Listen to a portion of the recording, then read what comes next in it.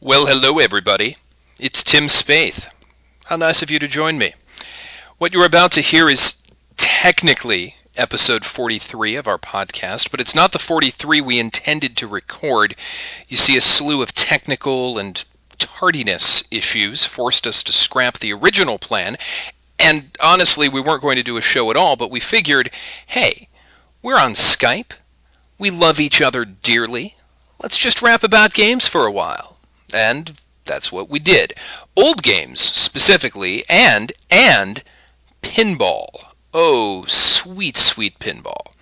So, here are some excerpts from that casual, low-key rap session with my good friends Chi Kong Liu, Mike Bracken, and Richard Nyack. We will be back in 1 week, with a proper show. But until then, I hope you enjoy this little diversion. Felipe, how about some theme music?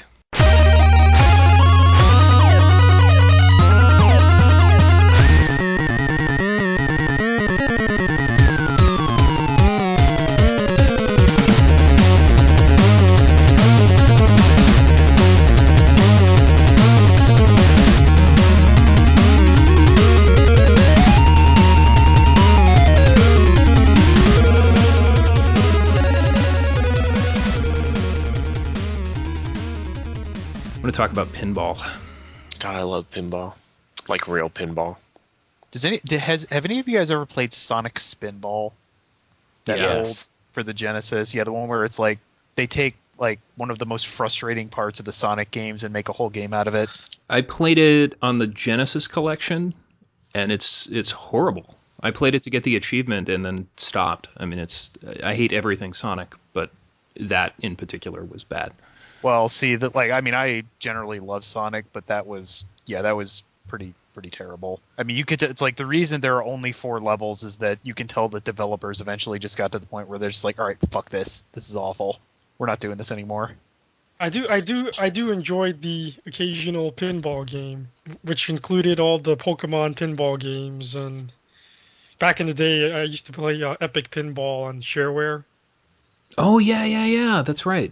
I loved Pokemon pinball. Epic Pinball was awesome. Epic Pinball was really good. Did you play like real pinball too, Tim? I grew up with pinball in my basement. We had 3 tables. Wow, really? Yeah. That sounds like fun. My dad bought, probably when I was, I don't know, probably 6 or 7, my dad bought 1 table, which was a machine from the late 60s. And then a couple of years later, he bought 2 more. And we had those through, he sold them when I was in college. Like, I came home from college and they were gone. And I was like, what? Where are the pinball tables? Why did you sell them to me? Exactly. Of course, I would have just kept them in the basement while I was at college. But yeah.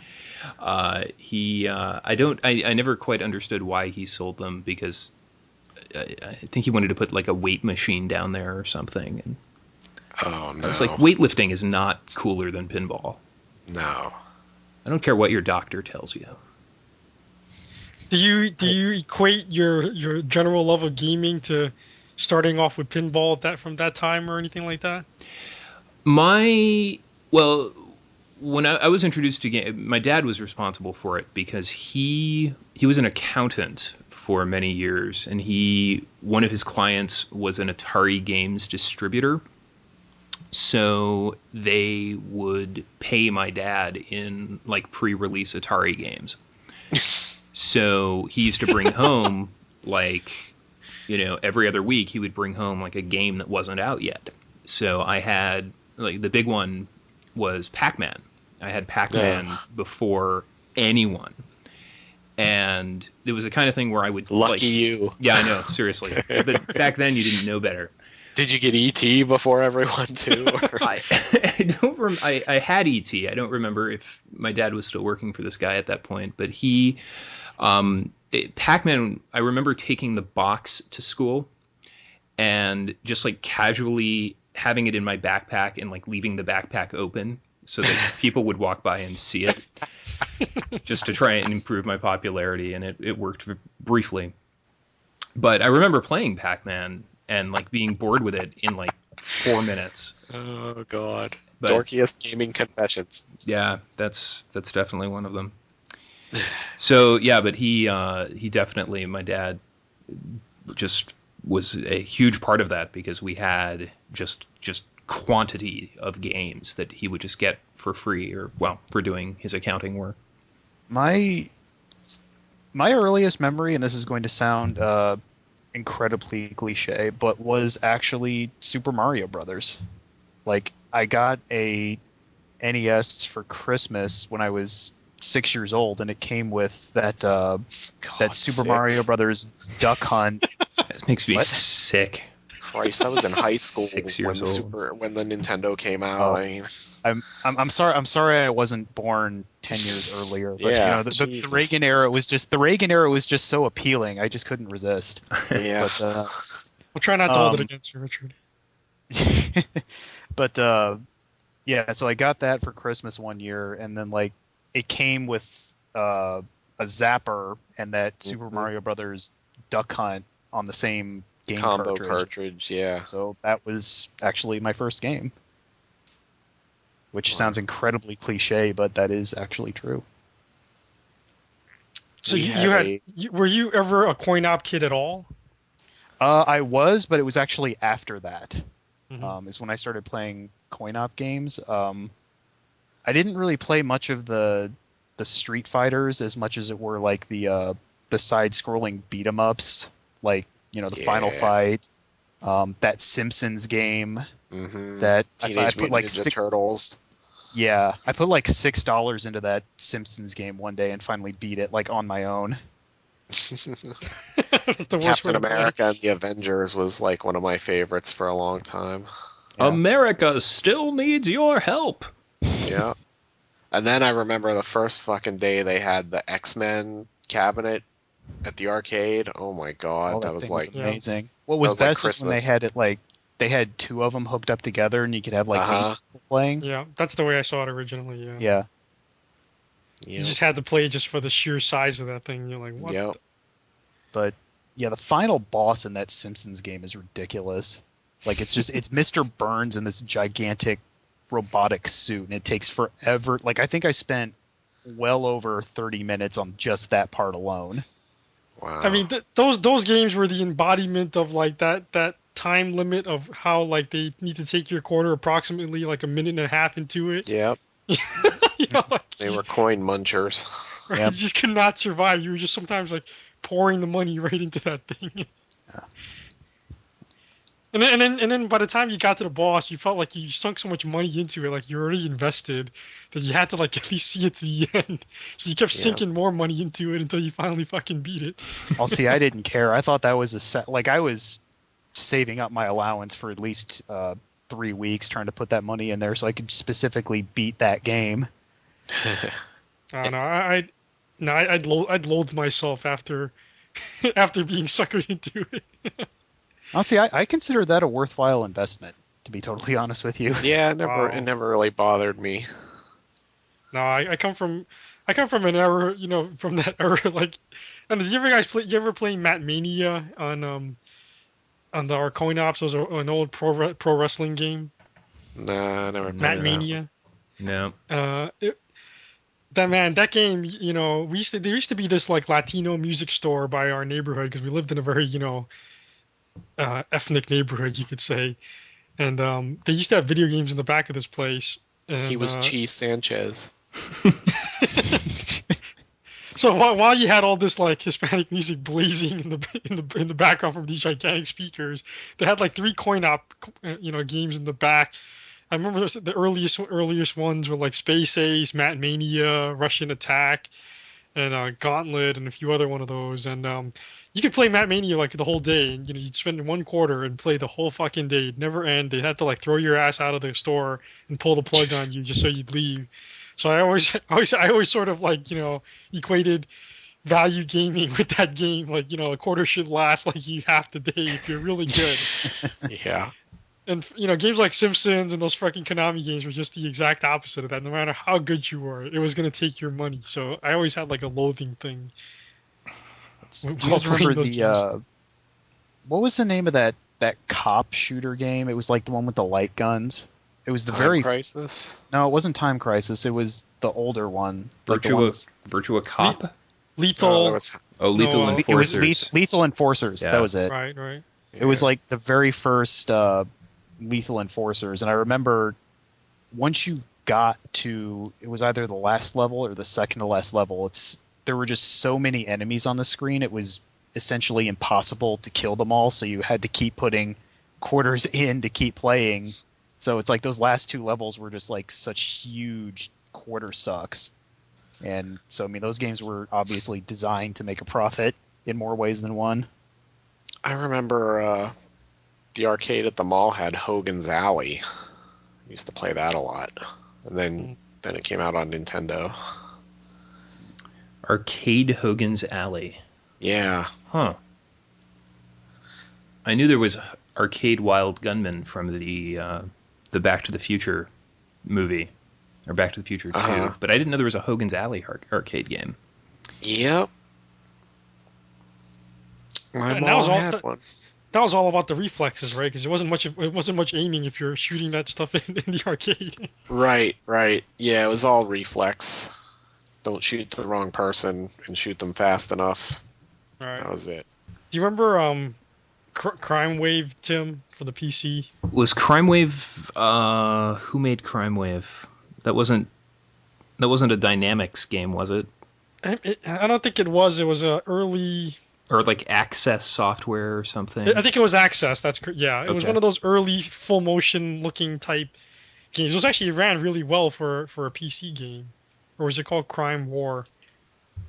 So, Chi, was Matt Mania your earliest? Couldn't have been your earliest video game No, memory.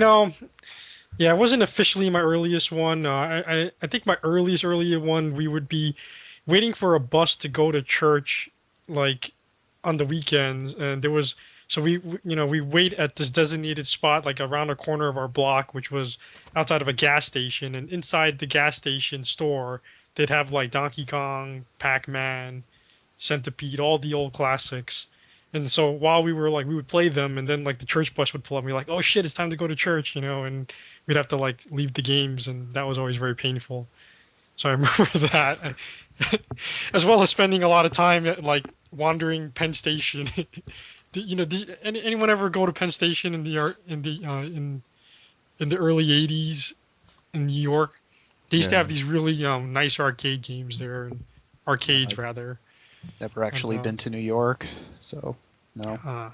So I had a lot of early memories of that as well. I remember like seeing Space Ace there, and just like I always still enjoy Tim every time you put Space Yeah, Ace, me either. Space. It's not Space Ace, Space Harrier. Sorry, Space Harrier. Yeah, So Space Harrier. Yeah, I always still enjoy you when you put that music there, Tim. It still brings back fond memories of me being in the old Penn Station arcade. Although you are getting very lazy, Tim. You need to. Yeah, there's no question. Yeah, I was going to say it's great that you appreciate that, but be aware that it's because I don't feel like finding new music. You've been going to the well one too many times on that one. I know. Yeah, we used to go to. I grew up in Ohio, so every summer we would go to Cedar Point. And I haven't been to Cedar Point in years, so I don't know if they still have this. But basically, in the middle of Cedar Point, there was this warehouse-sized arcade with countless arcade machines and a wall of pinball machines. So we would assemble with our, aunts and uncles and cousins every summer, and my dad and I would go, and we would basically just work our way down the pinball machines. And he would finance the entire thing because obviously I didn't have an income beyond my allowance. But, we would start on like the left end, and I would be on one machine and he would be to the machine to the right, and we would just keep moving down. And the goal was to not get to the end because, of course, with pinball, you are rewarded for good play with potentially extra balls and free games. Yes. And you would get that giant sort of wooden clunk. Yeah. That sort of knocker that goes off when you get the free game. And is there a more glorious sound? There is not. And that's the one thing you lose with video pinball. Is you don't get that. You don't get. Well, it's two things. You don't have the physicality of, thrusting your hips into the machine, but also. Yeah. Are you in sexual congress with the machine, Tim? It's not quite sexual congress. It's not quite too human. It's but rough sex, yeah. It's actual sex. It is. It is actual intercourse.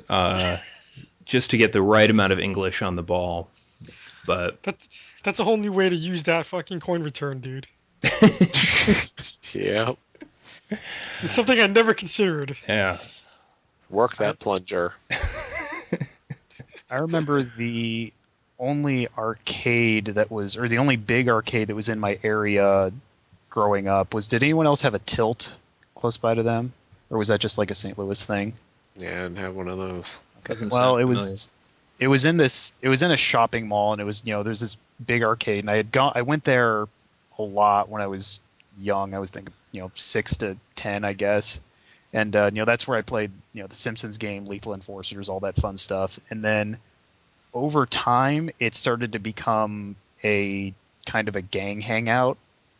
And as a result, the arcade and really the mall, it's like going to the mall now is really kind of sad because like all the stores and everything is gone. And it's just like this gigantic empty husk of something that used to be a lot of fun and enjoyable. But I remember during its decline, I would still go to the arcade sometimes, and occasionally there would be machines shut down that would have like, for maintenance on them, and every now and then you'd see a machine that actually had bullet holes in it or something like that.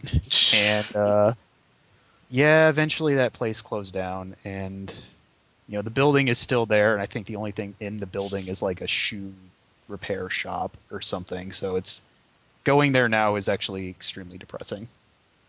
Aren't there like a couple of legendary spots, like when you saw that King of Kong documentary and those Twin Galaxies people? They always mention like a couple of those places where they hold like those. There's a place in the Bay Area, I think it's down in Santa Cruz, that's like the nickel arcade or something, where they have like a bunch of classic cabinets and stuff. I think they're only like a nickel a game. The place to be, apparently, for classic arcade action and pinball is Austin. Really? Oh, God, Austin, Texas? That fucking figures. There is a place opening, and I was doing some research for the pinball segment, and there's a place opening in Austin this month called Pinball's Arcade. It's 13,000 square feet of pinball heaven. And if you go to pinballarcade.com, there is a list of the machines they have, and it's oh my God. it's all the pinball games I love. So do we want to get Mike's story on his first gaming experience and then go back to pinball, or even just end it there, really? Well, yeah, I mean, why don't we do that? I mean, I heard Mike mention Pong. Was Pong really your first pinball experience, or your first video game experience? Yeah, it was actually. My parents, when I must have been, I don't know, 3 or 4, video games were just where you were just getting to the point where you could get them at home, and they had this Sears had their own, I guess, spin-off Pong console or something. So, and it was like this god-awful shade of like yellow, and they bought one and had it in the living room, and that was the first thing I ever remembered playing. So, yeah, we had that, and then I vaguely remember playing it. I was like not old enough to really conceptualize what was happening, but I liked it. And then after that, when I got a little bit older, we got a Magnavox Odyssey 2, which was like the weird poor man's Atari. It came with like it had the keyboard and shit, and had like the rip-off Pac-Man game and everything. Did you ever have a ColecoVision? Yeah, I'm still here. Yeah, I had a ColecoVision later. But yeah, my favorite though for the longest time was the 2600. So my grandparents got a 2600 at their house, and we played, and that's where I really got hooked. So What was your go-to game? Space Invaders. Yeah, I loved Space Space Invaders. Invaders. I would sit there and play that, and then I forget what the score was, but after a while you would reach the point where the score would flip and reset. Yeah, I could flip that thing all the time. You can do that with Asteroids too back then. So Did you guys ever beat Raiders of the Lost Ark? no, but I had it. No. I was actually proud to say I beat that game. Really? Yeah. With just solo play and luck, or No, I totally had to read something that explained even after they explained it to you, it was still fucking hard. Yeah, it was still hard, right? It was still hard, yeah. But then I just started doing that on a regular basis, like, let me go beat Raiders of the Lost Ark.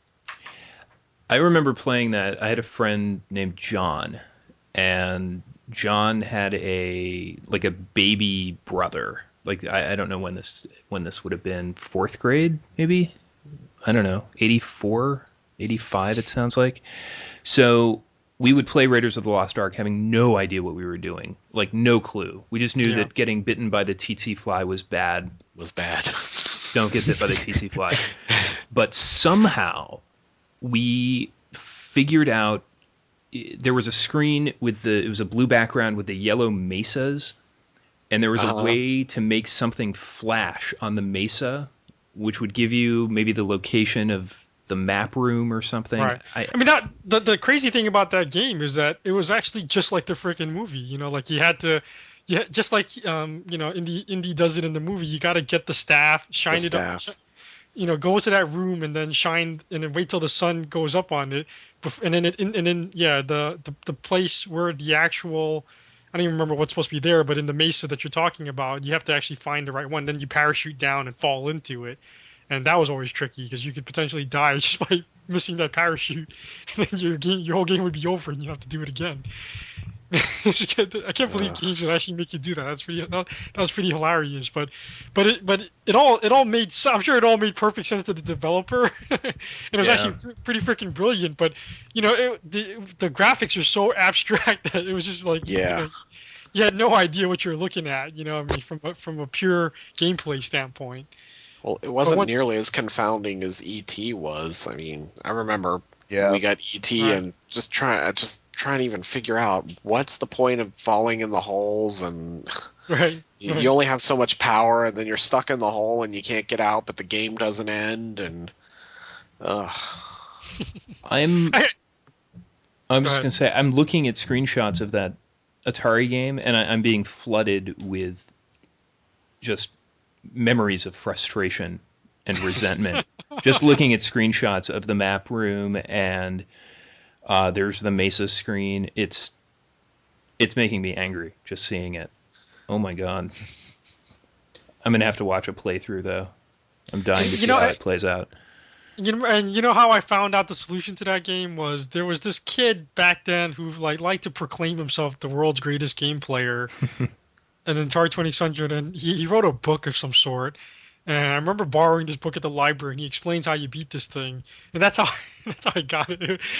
Who knows what this kid turned out to be? I mean, it's just kind of funny. This kid would just sort of proclaim to be the world's greatest game player.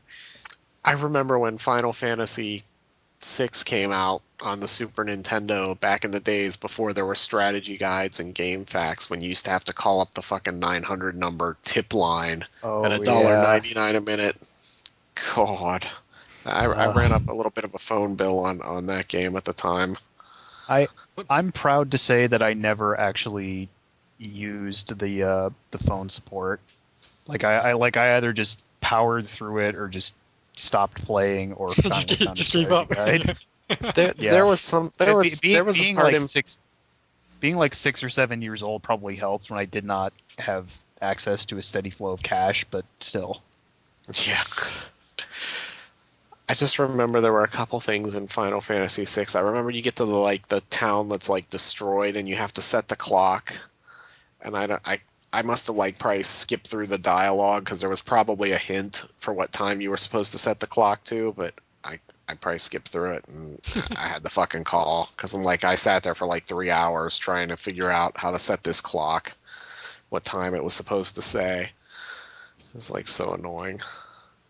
I was at a sleepover one time, and or no, the sleepover was at my house, and my friend brought Mike Tyson's Punch Out, Oh yeah. and we got to Mike Tyson, and Mike Tyson obliterates you, and my friend was like, "We have to beat Mike Tyson. Can we call the Nintendo hotline?" And I'm like, it's pretty presumptuous given it was my house, but he talked me into it. So I called the Nintendo Fun Club hotline, and we got, the game counselor, which is like the greatest name for that job, the game counselor. And I asked, you can hear him flipping through his little binder to get to the Mike Tyson's punch out page. So exactly. So we asked, it was a woman, and I said, "How do you beat Mike Tyson?" And she goes, "We don't give out that answer." That's classified information. I'm like, what? You don't get? This is like $2.50. At least tell me something. She's like, "No, we think for the final boss that you should." Yeah, I don't remember what she said, but it was like you should experience the trials and tribulations of defeating Mike Tyson yourself because you'll feel more rewarded for it, or some nonsense like that. I'm like, no, I have to justify this expense to my parents. Please tell me something. But I got nothing out of her. She wouldn't tell you anything? Wouldn't tell me anything. What a bitch. There was a story I read a while ago, and I can't remember where I saw it, but they were talking about how the most money that Nintendo ever made off of those support calls was about people calling in trying to get advice on how to beat Gutsman in the original Mega Man. Oh, yeah, that makes sense. I don't Really?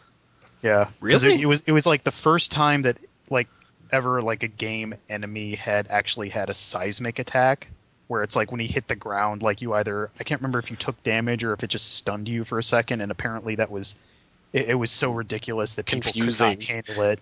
And they're like, why can I just not suddenly move? This makes no sense. But too funny. Yeah, I don't know if that's actually true or not, so I could just be talking shit. I don't know. I would believe that. It's kind of, and the funny thing is that they made, as a reaction to that, they made Mega Man 2 ridiculously easy. Was it? I don't remember it being ridiculously easy compared to the first one. It was totally easy because I that was one of the first games I spent hardcore money to purchase, and after I beat it, I almost tried to slow myself down to justify the expense. As a kid, I'm like, man, this can't be this easy. I spent way too much money on this. Yeah. As a kid, and I'm like trying to, and I beat it, and it kind of made me upset that I beat it so quickly. I'm like, holy shit, this is maybe the first time I felt like a little ripped off. Like this shouldn't have been. Although the graphics were mind-blowingly great, but it was still so freaking easy. And then so I remember going, and I never played the first Mega Man actually, and then I went back and rented it, and it was harder, definitely harder, but it still wasn't that hard. I remember still plowing through it pretty quickly.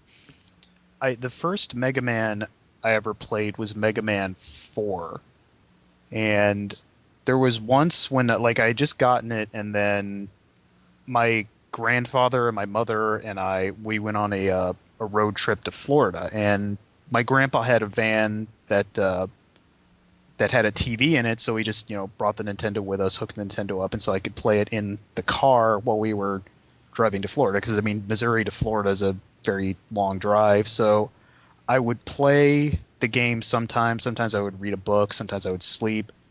I got to Wily's Castle in Mega Man 4, but then it was right before we got back from that trip. And so I had left the game by accident in my grandpa's van, and then a couple of weeks later he wrecked it. My game was destroyed. Ugh. And that was... trying to remember how old I was. I think I was 9, maybe. And then I'd always felt kind of sad that I never actually got to beat that game. And it wasn't until it must have been almost 10 years later when I was in college when I finally picked it up again and beat it. So I know Mega Man 4 is known as one of the less spectacular Mega Mans, but it holds a bit of a special place for me just because I was able to finally fulfill that 10-year-long quest to get to the end of Wily's Castle in Mega Man 4. You never forget your first Mega Man. No, you don't. We rented the original Mega Man, a friend of mine and I, and, at the local video store, there was nothing but like that little white sheet of paper that had like a paragraph describing what you're supposed to do. So we didn't know that you could switch weapons. I might have told this story before, but we got as far as you could get in Mega Man without switching weapons. We thought it was the hardest game ever made, because if you run through that with the Mega Buster, it pretty much is one of the hardest games on the NES. And it wasn't until a Nintendo Power article revealed the secret of switching weapons that we just were kind of ashamed and vowed never to speak of it. Because we thought, when you hit like the select button and the list of weapons come up, we just thought it was like an inventory of the levels that you had beaten. We didn't realize that I guess we never hit like the down on the control pad to actually switch the weapon. You just thought it was like a trophy list. Yeah, or something. exactly. It was like, oh yeah, we finished those levels. I've been kissed, loved, squeezed, and pleased. Never like this before. You got me tracking behind you, running on my knees, pleading and begging for more. You know I heard a lot of sweet talk in my time, but your pretty words just knocks on my mind. It's like never, oh never, never like this before. I've been swept, kept up all night. Sometimes I didn't rest at all. I've been shifted, lifted, up sky high. Lost on a bar to fall. I know sometimes it's easy, sometimes it's rough. I just can't ever seem to get enough. It's like never, oh never, oh never like this before. Let me tell you about your love, baby. Ah, shaking now, baby. Mind wrecking now, mama. Strong as a tree root, sweet like candy soup. How do you do it? How do you do it? How do you do it when you do it to me, baby?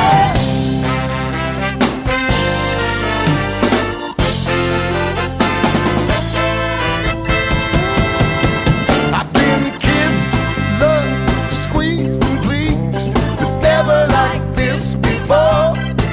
You got me tracking behind you, running on my knees, shouting, pleading for more.